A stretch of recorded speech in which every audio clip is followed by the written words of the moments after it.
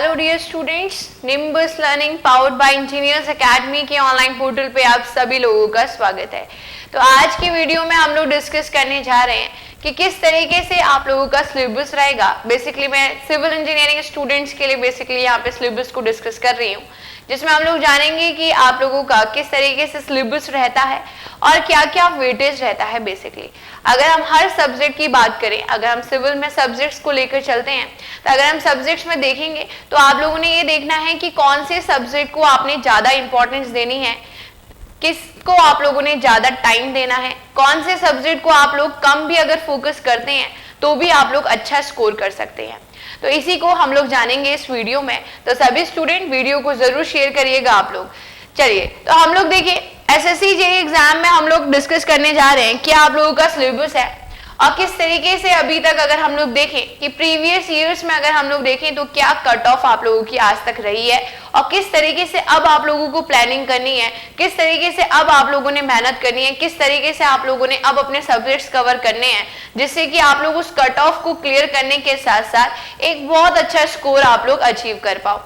तो देखिए सबसे पहले आप सभी लोगों को पता है कि एसएससी जेईई आप लोगों का एग्जाम अब नवंबर में है। अब हम ये भी नहीं कह सकते कि नेक्स्ट ईयर एग्जाम है तो आप थोड़ा सा अगर धीमे धीमे भी चलोगे तो भी काम बन जाएगा।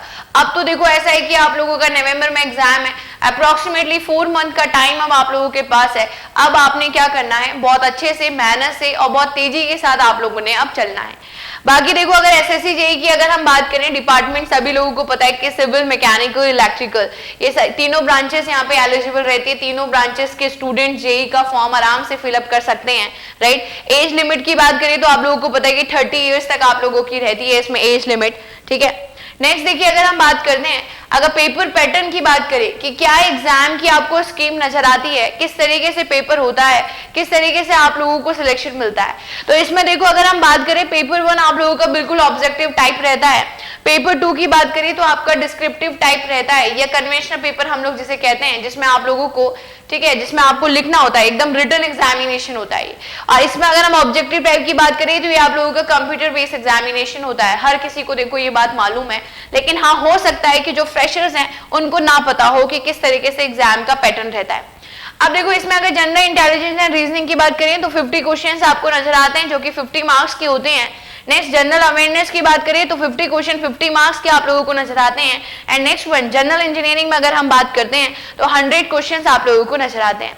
ये तो रही आप लोगों की प्रीलिम्स की बात। और प्रीलिम्स में जो ड्यूरेशन रहता है वो आपका 2 घंटे का रहता है और 2 घंटे में आप लोगों ने 200 क्वेश्चंस अप्रोक्सीमेटली आपको करने होते हैं, क्योंकि जिसमें जीके होगी, आप लोगों की रीजनिंग होगी एंड देन जनरल इंजीनियरिंग, ये तीनों आप लोगों के शामिल होते हैं।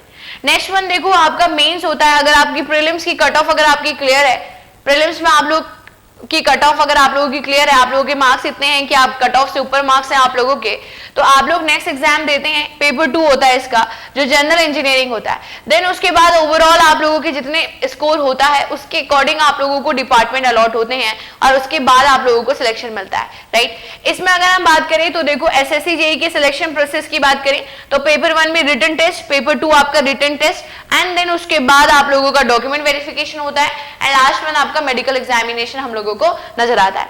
तो इस तरीके से इसकी सिलेक्शन प्रोसेस रहती है। अब देखो सैलरी की बात करोगे तो आप लोगों के लिए एक मोटिवेशन का ये भी एक बहुत वो है, इंपॉर्टेंट फैक्टर है कि देखो सैलरी बहुत अच्छी है, ठीक है। तो सैलरी में आप लोग देख रहे हो, देखो लेवल 6 35,400 से आप लोगों को नजर आ रही है, ठीक है। तो आप लोगों को पता है अगर ग्रेड पे की कहें तो 4200 ग्रेड पे है आप लोगों का, तो अच्छी खासी सैलरी है, ठीक है। सैलरी की कोई दिक्कत नहीं है और आप लोग इसलिए भी बहुत अच्छे से मेहनत कर सकते हो, देखो कि सैलरी काफी अच्छी है, क्लियर। चलिए अब देखो नेक्स्ट अगर हम बात करें year wise vacancies and appeared candidates, किस तरीके से ईयर वाइज वैकेंसीज रही हैं और किस तरीके से कितने कैंडिडेट आपके अपीयर हुए हैं। आप लोग देखो देख भी सकते हो 2010 में देखो कितना कम कंपटीशन था और आज हम लोग देखें 2020 तक आप लोगों के सामने डेटा है और आप लोग देख सकते हैं कि नंबर ऑफ स्टूडेंट्स कितने बढ़ते जा रहे हैं।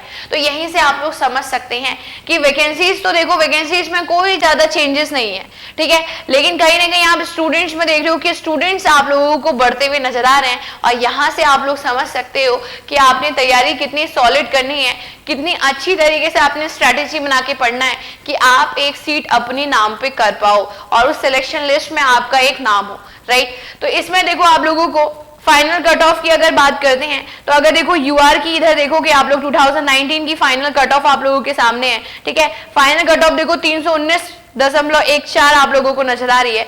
सेम इसी तरीके से इलेक्ट्रिकल मैकेनिकल के स्टूडेंट्स का, और इसी तरीके से 2018 में आप लोग देख सकते हैं कि सिविल की जो कट ऑफ आप लोगों को नजर आ रही है। देखिए अगर हम लोग बात करें, जस्ट वेट, देखिए इसमें देखो अगर आप लोग बात करोगे, अगर आप सिविल की कट ऑफ की ही डिस्कस अगर हम लोग करें तो 2019 में आप लोग देख पा रहे हैं यूआर की कट ऑफ देखो आप लोग, सिविल की कट ऑफ आप लोगों की कितनी गई है 319.14, राइट। और इसी तरीके से 2018 में आप लोग देखोगे तो सिविल की कितनी आप लोगों को नजर आ रही है, देखो 261 आप लोगों को नजर आ रही है।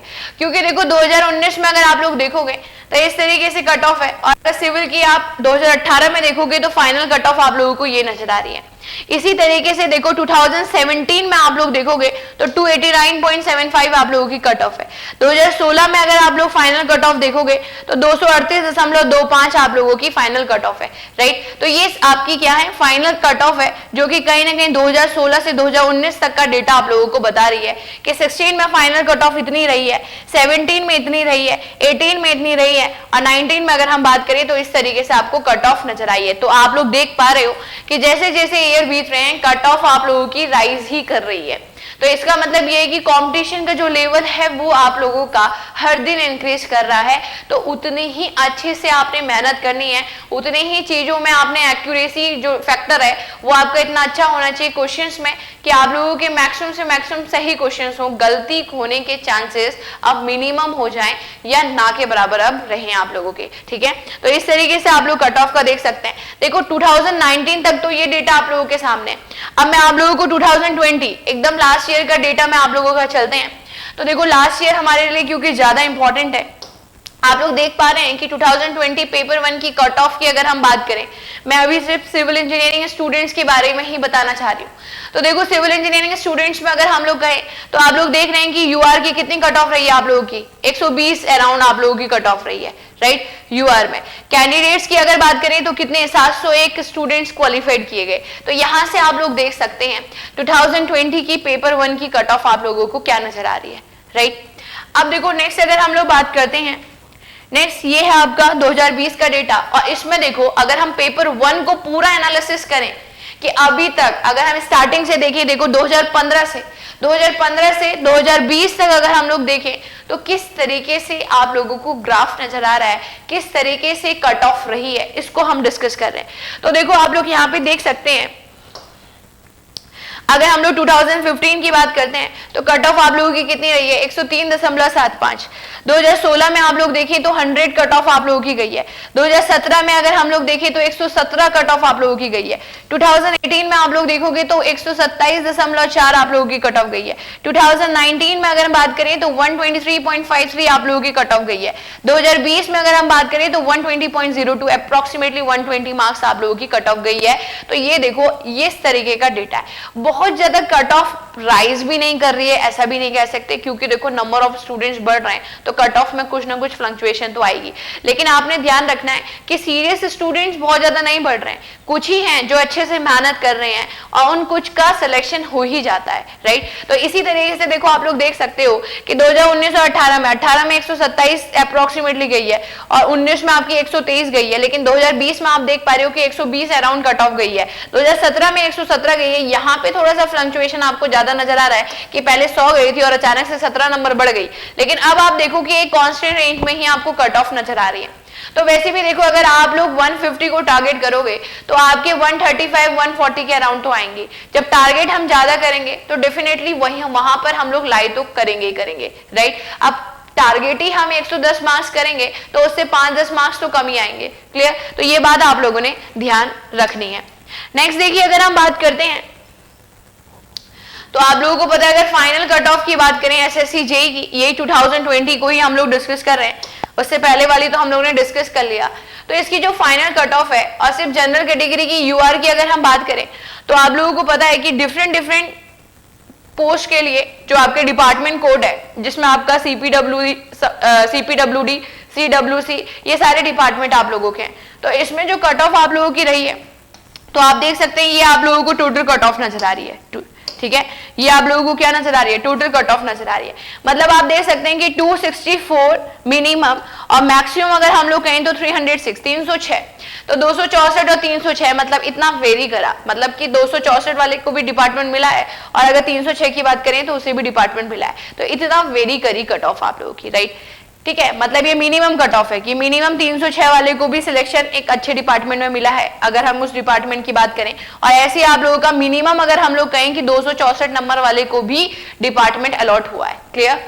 आगे देखो, अगर हम लोग नेक्स्ट डिस्कस करते हैं, जस्ट वेट, नेक्स्ट अगर हम लोग डिस्कस करते हैं तो अब मैं आप लोगों के सामने डिस्कस करने जा रही हूँ सिलेबस। अभी तो हम लोगों ने कट ऑफ की बात करी, अब हम बात करने जा रहे हैं कि सिविल इंजीनियरिंग स्टूडेंट्स के लिए क्या सिलेबस है, किस तरीके से आपका वेटेज है और क्या चीजें हमने पढ़नी है और कौन से सब्जेक्ट में ज्यादा फोकस करना है, इसको हम लोग डिस्कस करेंगे।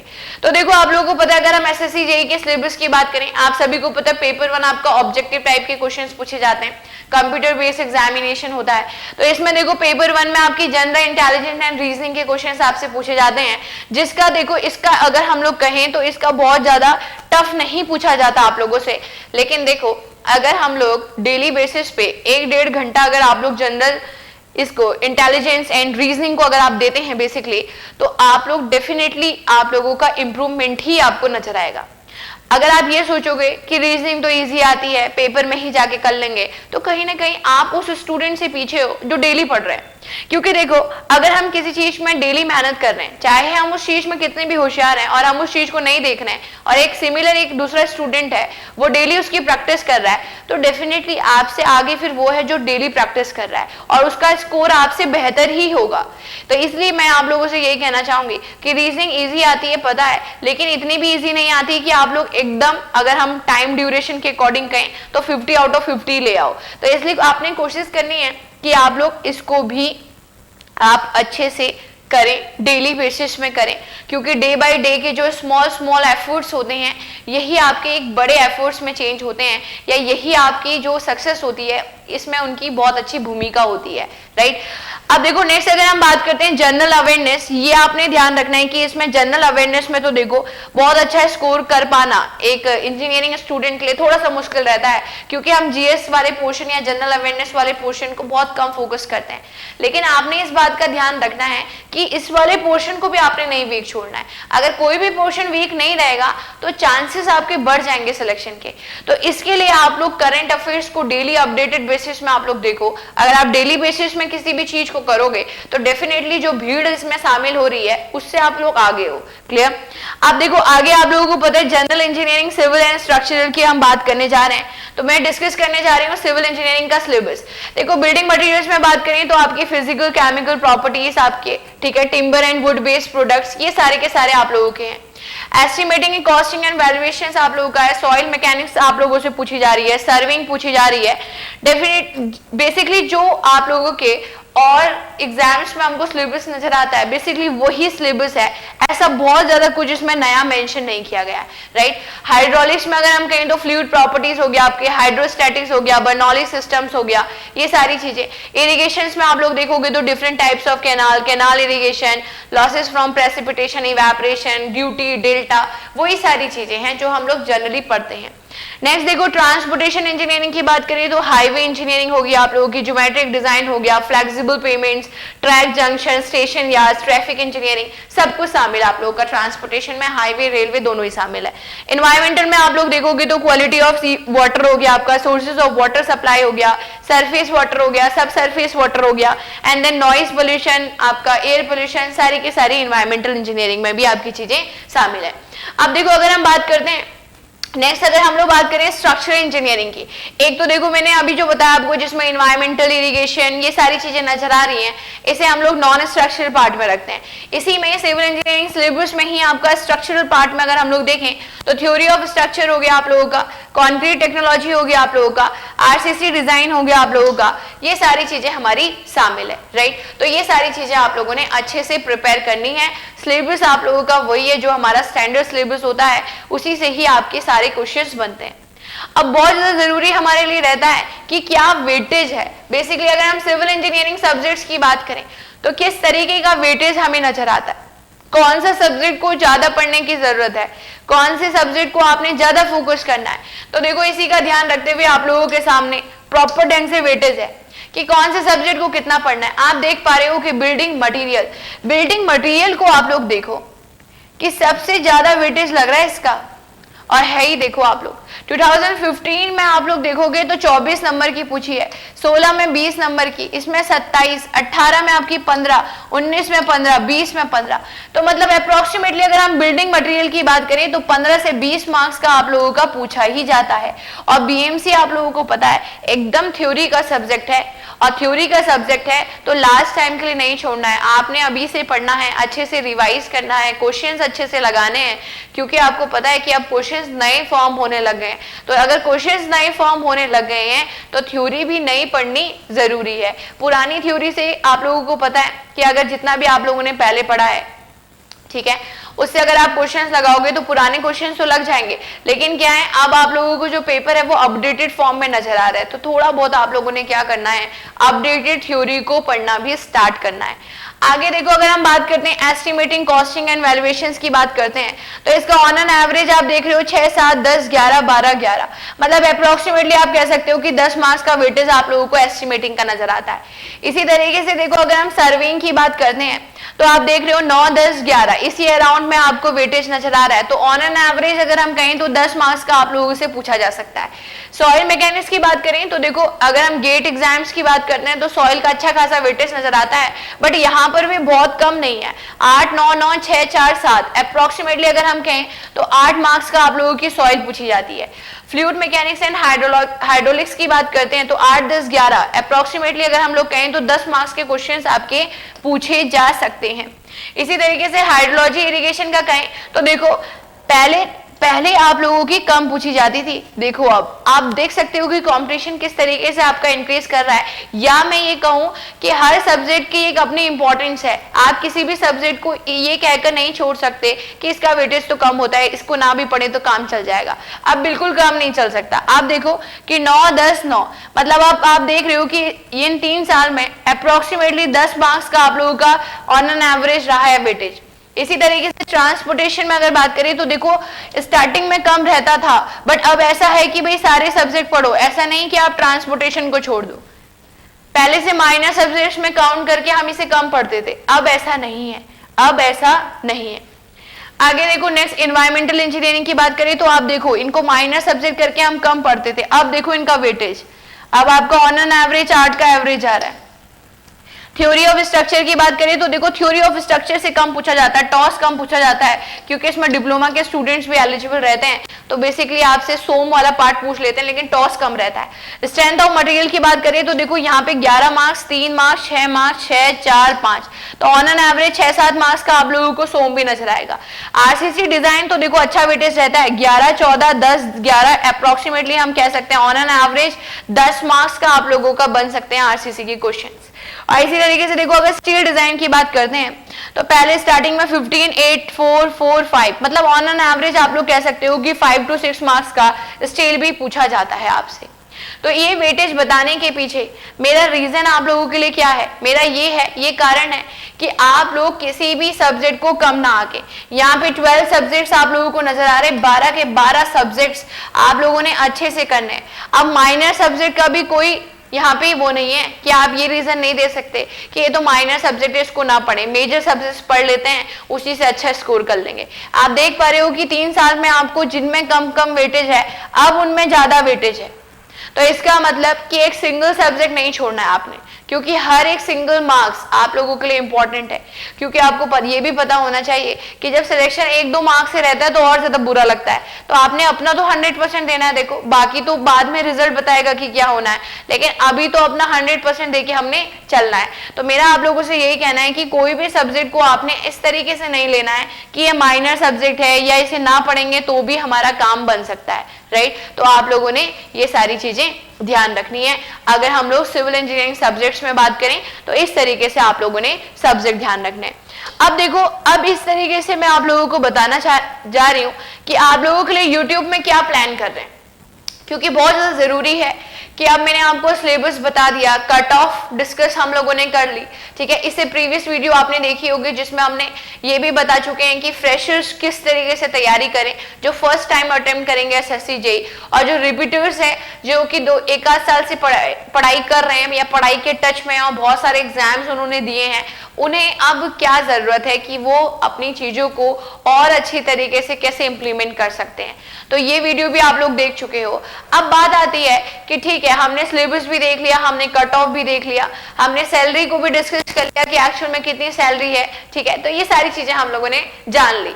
अब बहुत ज्यादा जरूरी है कि आप पढ़ें कैसे, आप इंप्लीमेंट कैसे करें, क्योंकि देखो ये तो आपको हर जगह से पता लगते आ रहा है कि इस तरीके से सिलेबस है, इस तरीके से है और ऐसा है, बट अब आप लोगों ने करना क्या है ये बहुत ज्यादा जरूरी है। तो इसी को ध्यान में रखते हुए हमारी पूरी टीम आप लोगों के लिए एक सीरीज लेके आ रही है जिसमें आपने रेगुलर बेसिस पे क्लास में रहना है और क्लास में आप लोगों ने एक एक चीज को अच्छे से सीखना है।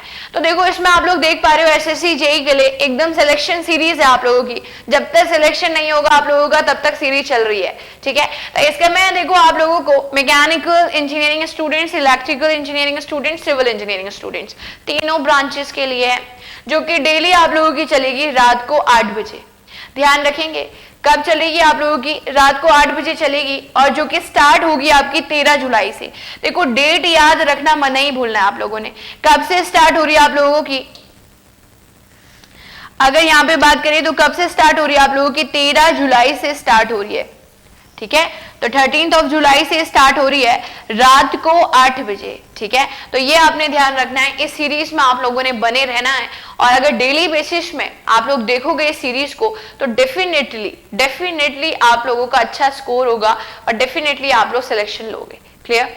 तो ये है यूट्यूब की प्लानिंग आप लोगों की आने वाले समय में जो आपको नजर आने वाली है। विद इन हम कह सकते हैं 1 to 2 डेज में आपको ये प्लानिंग इंप्लीमेंट होती हुई नजर आएगी, राइट। तो इसके लिए आप लोगों ने क्या करना है, इसके लिए आप लोगों ने क्लास में बने रहना है। और आप सभी लोगों को पता है कि अगर हम ऑलरेडी यूट्यूब में देखें तो आप लोगों की डेली बेसिस में 10 to 12 क्लासेस चल रही हैं, तो 10-12 क्लासेस तो आपकी ऑलरेडी फ्री ऑफ कॉस्ट चल रही है। तो देखो अब वही है कि आप लोगों का अगर पढ़ने में मन है तो आप बहुत अच्छे से यूट्यूब से ही बहुत अच्छे से तैयारी कर सकते हैं। लेकिन देखो अगर आप क्वेश्चन सीरीज में, अगर हम सिलेक्शन सीरीज की बात करें, इससे आप लोग फॉलो कर रहे हैं, पहले अगर आप लोगों ने अच्छे से पढ़ रखा है और आप इस सीरीज को फॉलो कर रहे हो तो डेफिनेटली आपका स्कोर अच्छा होगा। अब उन स्टूडेंट्स के लिए बात हो रही है जिनका कंटेंट और अच्छे से प्रिपेयर वो जो करना चाहते हैं, जो चाहते हैं कि एसएससी जेईई को इतने अच्छे से टारगेट करना है कि कभी रिग्रेट ना रहे कि इस एग्जाम के लिए अपना 100% नहीं दिया। तो देखो उनके लिए हम लोगों ने कुछ और चीज आप लोगों के लिए प्लान की है, जो कि आप लोगों के लिए सफलता बैच है, राइट। तो एसएससी जेईई 2022 के लिए आप लोगों को पता ही है कि इस एग्जाम को हम टारगेट कर रहे हैं, तो इसके लिए सफलता बैच है आप लोगों के लिए। तो आप लोगों के लिए इस सफलता बैच में क्या फीचर्स हैं, क्या चीजें आप लोगों को कराई जा रही हैं, ये मैं डिस्कस करूंगी। देखो सफलता बैच के अगर हम फीचर्स की बात करें कि इसमें क्या क्या चीजें आप लोगों को अवेलेबल है, कैसे आप लोगों की तैयारी को और ज्यादा स्ट्रॉन्ग किया जा रहा है, तो देखो इसमें आपकी कंप्लीट डिटेल थ्योरी आपको नजर आएगी, technical plus non tech, tech plus non tech दोनों की थ्योरी जो आप लोगों की रहेगी, ध्यान से देखेंगे वो किस में रह रही है, आपकी रिकॉर्डेड फॉर्म में है, राइट। तो complete detail theory tech plus non tech वो भी रिकॉर्डेड फॉर्म में आपको नजर आएगी। ध्यान रखेंगे जो यहाँ पे आप लोगों के एमसीक्यू प्रैक्टिस क्लासेस हैं, जो 10,000 प्लस एमसीक्यू प्रैक्टिस क्लासेस हैं, वो भी आपकी टेक प्लस नॉन टेक रहेगी। ध्यान रखना ये आप लोगों की लाइव रहेंगी, ये क्या रहेंगी, लाइव रहेंगी। आप लोग ध्यान रखेंगे ये जो आपके लिए सफलता बैच है, इसमें जो आपके प्रैक्टिस सेशंस रहेंगे वो एकदम लाइव रहेंगे आप लोगों के ऐप में, और पूरा आप लोगों को टाइम टेबल बहुत अच्छे से बताया जाएगा कि कितने बजे लाइव रहेंगे और कितने बजे लाइव आकर आपने अपनी प्रैक्टिस को एनालाइज करना है कि आप कहाँ पर स्टैंड करते हैं या कितनी मिस्टेक्स आप कर पा रहे हैं, राइट। आगे देखो आप लोगों को पता है कि इसमें डाउट सेशंस भी आप लोगों के लाइव रहने वाले हैं। All India online test series आप लोगों के लिए इसमें अवेलेबल है, मींस ओवरऑल सब कुछ आप लोगों के लिए अवेलेबल है। इसमें आप लोगों के थ्योरी से लेकर आपके रिकॉर्डेड फॉर्म में है, प्रैक्टिस सेशंस आपको इसमें नजर आ रहे, डाउट सेशंस आप लोगों को इसमें नजर आ रहे, मतलब कि आप टीचर के सामने, टीचर से आप लाइव इंटरेक्शन में क्वेश्चंस पूछ सकते हैं, ठीक है। तो आपका डायरेक्ट कांटेक्ट है एक तरीके से कहा जाए टीचर से, जहां भी जिस भी क्वेश्चंस में आपको डाउट आ रहा है उसमें आप लोग क्वेश्चंस पूछ सकते हैं। तो ये है आपके सफलता बैच के फीचर्स। तो अगर आपको लगता है कि अगर आपको अपनी तैयारी को और भी स्ट्रॉन्ग करना है और भी अच्छी ढंग से आप लोगों ने पढ़ना है तो आप लोग हमारी हेल्पलाइन नंबर पे कांटेक्ट कर सकते हैं, राइट। इसी तरीके से देखो नेक्स्ट अगर बात करते हैं, ये है फास्ट ट्रैक बैच। अब नाम से ही आप लोग समझ सकते हैं कि फास्ट ट्रैक बैच है, तो फास्ट ट्रैक बैच का मतलब है कि आप लोगों का इस तरीके का बैच है कि और तेजी से आप लोगों को चीजें कवर कराई जा रही हैं। जैसे उसमें तो आप लोगों ने देखा था कि जो आप लोगों के क्वेश्चन सीरीज है वो आप लोगों की लाइव है। इसमें आप लोग देखोगे कि अगर हम लोग इसमें बात करें तो इसमें आप लोगों की कंप्लीट डिटेल थ्योरी है एज रिकॉर्डेड, ठीक है। कंप्लीट आप लोगों को रिकॉर्डेड थ्योरी नजर आ रही है, टेक प्लस नॉन टेक। अब देखो 10,000 प्लस एमसीक्यू प्रैक्टिस क्वेश्चन जो आप लोगों को इसमें नजर आ रहे हैं वो रिकॉर्डेड फॉर्म में नजर आ रहे हैं। और रिकॉर्डेड फॉर्म में होने का मतलब क्या है कि आप लोग अपने कोर्स को जल्दी फिनिश कर सकते हैं। देखो जिन्हें ऐसा लगता है कि उन्हें लाइव सेशन ही अटेंड करने हैं तो उनके लिए सफलता बैच डिजाइन किया गया है, ठीक है। आप सफलता बैच में एनरोल हो सकते हैं।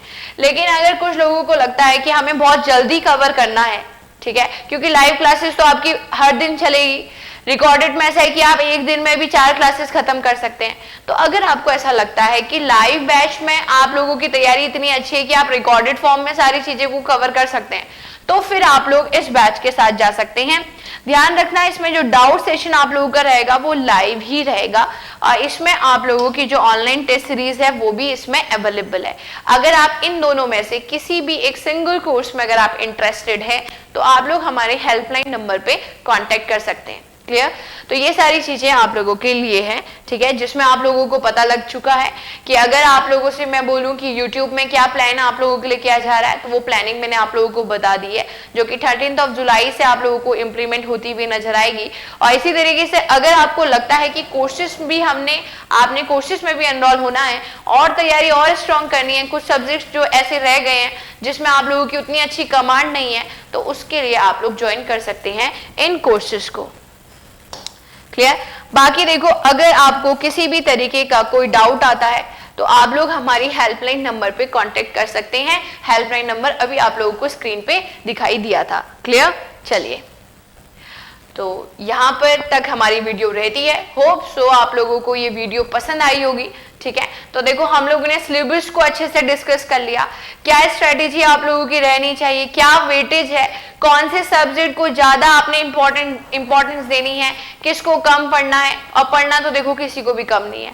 आप लोग देख सकते हो कि जो पहले माइनर सब्जेक्ट्स में इंक्लूडेड रहते थे आप लोगों के, आजकल के टाइम में वहीं से ज्यादा क्वेश्चंस पूछे जा रहे हैं। तो कुछ भी चीज नहीं छोड़नी है, सारी चीजें आप लोगों ने अच्छे से पढ़नी है, ठीक है। बाकी तो देखो YouTube के सेशंस मैंने आप लोगों को बता दिए कि आप लोगों के लिए कितनी अच्छी सीरीज आने वाली है।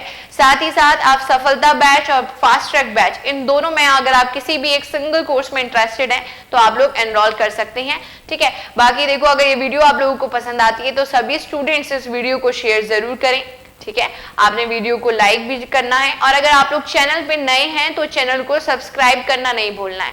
चलिए, तो thank you so much and all the very best. Thank you. If you really like the video, please hit the like button, share the video, subscribe to our YouTube channel and press the bell icon for the latest updates. Thank you.